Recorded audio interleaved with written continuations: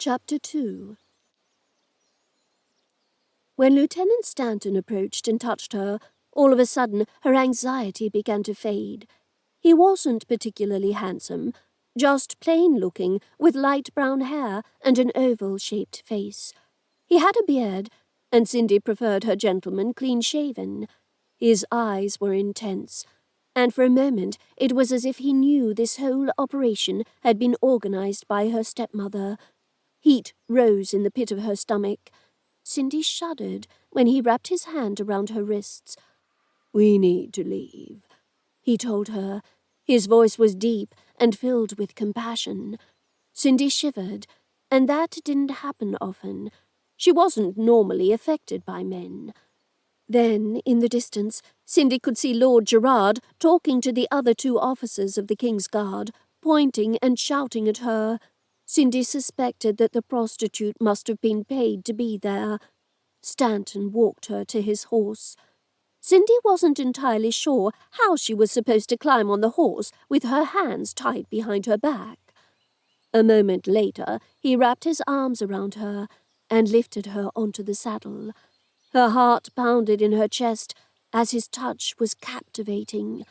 Another wave of desire rushed through her core. After that, he mounted the horse behind her and leaned over, taking the reins, and at the same time, wrapping his body around hers. Cindy had no idea what was going on inside of her body. She was rattled and slightly aroused. She felt his warm breath on the back of her neck as they began riding. The castle wasn't far, but her stomach was growling with hunger, and after a while she thought she might faint. Everything had gone terribly wrong tonight, but at least Lieutenant Stanton was keeping her somewhat sane.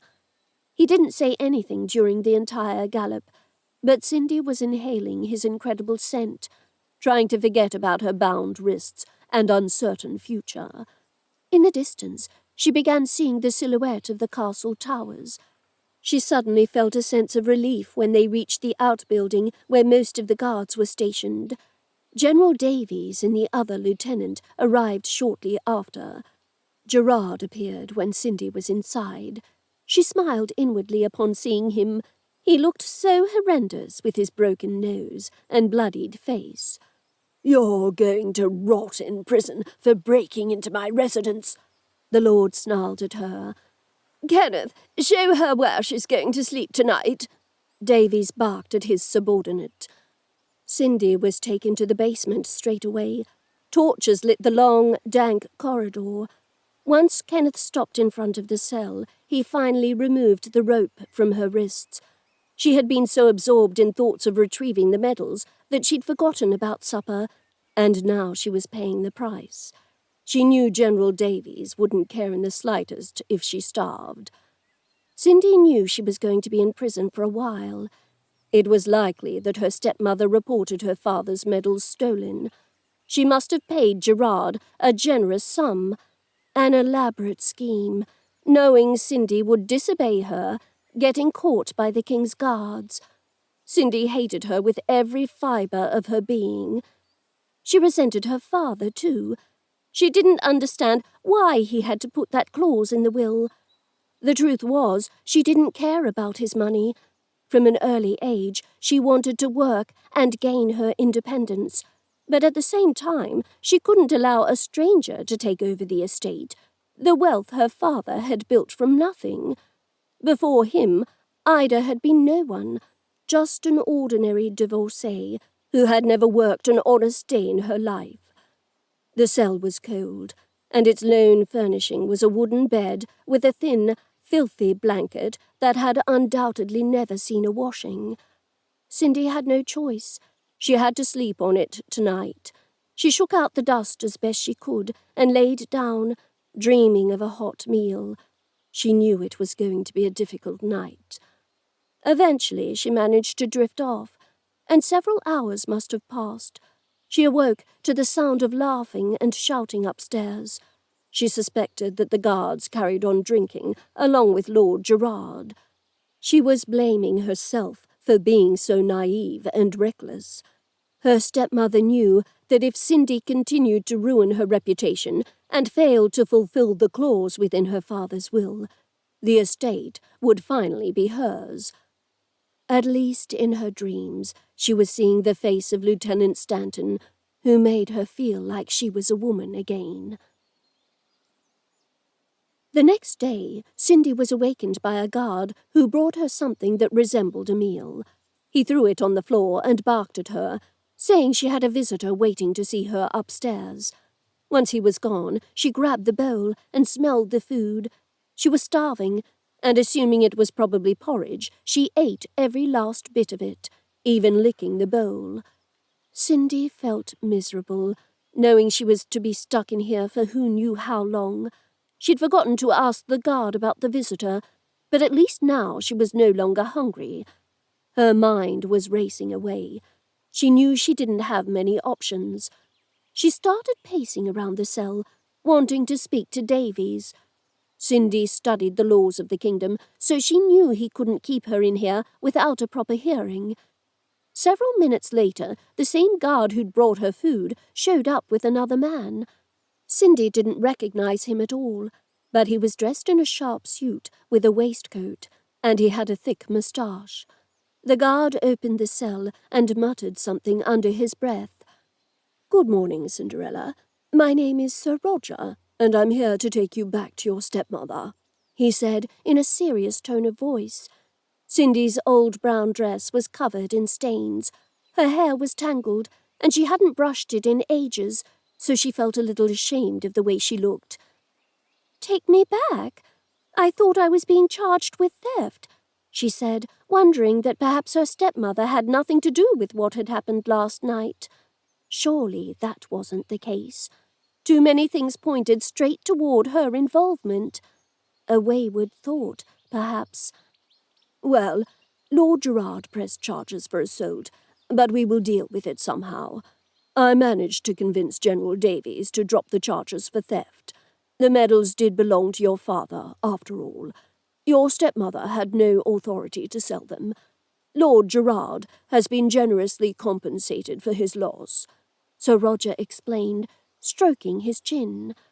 Cindy was baffled and still didn't understand why she was being released. This all sounded too good to be true. "Why are you helping me? My stepmother is in charge of my father's fortune right now, so there is no way I can repay you," Cindy said, wanting to straighten things out before they went any further. She didn't have many friends in Farrington, and her stepmother claimed that the entire kingdom hated her, so she needed to remain cautious. "Your father was well acquainted with the king, and someone reported to him that you were in trouble. You've had dealings with the guards in the past," he pointed out. "I have studied your papers at length. Your stepmother's counselors have gained a great deal of an advantage. It seems you haven't fulfilled any of your father's clauses of the will."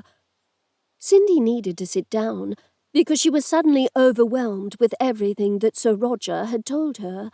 It was her own fault if she'd ruined her chances of getting the estate turned over to her. When she was 18, she got involved with a highwayman named Tom. She was in love. She became sucked into his world quickly enough. She didn't even know when she'd become a fugitive. Together, along with his men, she was robbing local villagers, stealing from tradesmen on the road. Cindy wasn't proud of it, but it had been 2 years after her father had died. Her stepmother had begun to insist that she needed to get married, so she rebelled. She knew her father had some kind of business with King Caspian in the past, but she'd never asked him about it. She had been young at the time.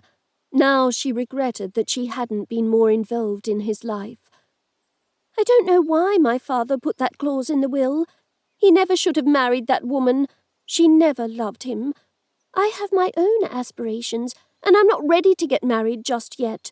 But my stepmother is making my life extremely difficult. She had no right to sell my father's medals. Besides, I prevented the fat lord from raping that poor girl. It doesn't matter that she was from the brothel. I just did what I felt was right," Cindy stated, staring at Sir Roger with a mixture of anger and hope. The kingdom was ruled by King Caspian, but everyone knew his guards, especially General Davies, were corrupt. Ida had access to her father's wealth, and she must have been paying him regularly. Cindy knew she had to get married to a wealthy and respectable man, but with her reputation, no one was interested in her. She had 1 more year to fulfill the clause, otherwise the entire estate would go to Ida. There's no point dwelling on your father's decisions. Right now, I'm here to tell you that you're free to go. We will deal with Lord Gerard's accusations in a timely manner. Let's go, Cindy. My carriage awaits," Sir Roger stated, lifting his hand. Cindy took it, although she couldn't be certain that this wasn't some kind of trick. They finally left the horrible cell. Upstairs, Davies gave her a furious look, and when Sir Roger turned around, he indicated that he was going to be watching her from now on. Cindy wasn't scared of him. She was tired and wanted to sleep in her own bed. She searched the room for Lieutenant Stanton, but he wasn't around. She was a bit disappointed because she was hoping to speak to him. There was something about him that made her heart flutter uncontrollably. His touch made her feel as if she could get lost in the sensation. She had loved Tom. Well, she thought she did. But later on, she learned he was only using her, hoping to get his hands on her estate. Apparently, he was a regular at the brothel, so Cindy's heart had been broken just after she turned 18. "Have you spoken to my stepmother?" Cindy asked, getting into the carriage. She really needed to have a bath. She stunk, but she suspected her stepmother was already waiting for her in the house with a long list of chores. "Briefly, she wasn't happy that I interfered, but I advised her that the medals belong to you, so she cannot freely sell them on a whim." Cindy wasn't sure how to react. Her stepmother was intelligent and manipulative. She hated Cindy, and her stepsisters were both dumb as a box of rocks. Sir Roger didn't insist on conversation in the carriage, and Cindy was glad for it. She was too tired to talk, but she was hoping she could catch up with him in a few days. She wanted to discuss her situation and the estate. Half an hour later, the carriage stopped outside the entrance to her father's estate, and Cindy's stomach made a funny jolt. She didn't want to go home because she knew what to expect. This place hadn't felt like home since her stepmother had moved in. "Thank you for getting me out of there. I have a year to find a respectable husband and to find a job. Otherwise, my stepmother becomes the official owner of my father's estate," she said, thinking that, in her situation, this task seemed almost impossible. Sir Roger smiled, and Cindy felt he genuinely wanted to help her. "We can discuss everything during our next meeting, Cinderella," he said. "For now, try not to disobey your stepmother until I figure out how I can best help you." Cindy nodded and then disembarked the carriage. She wasn't sure if she could keep her cool temperament when it came to her stepmother. Luckily for her, Ida wasn't home. Even her stepsisters were out, so she headed to her room straight away and then had a bath. The maid in the kitchen was making dinner.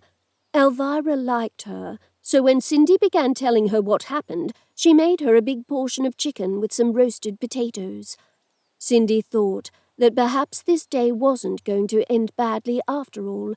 Well, unless Ida returned home earlier than Cindy wanted. She knew over the next few weeks Ida was going to treat her worse than usual because her plan had failed. Cindy was still ready to fight for what was rightfully hers.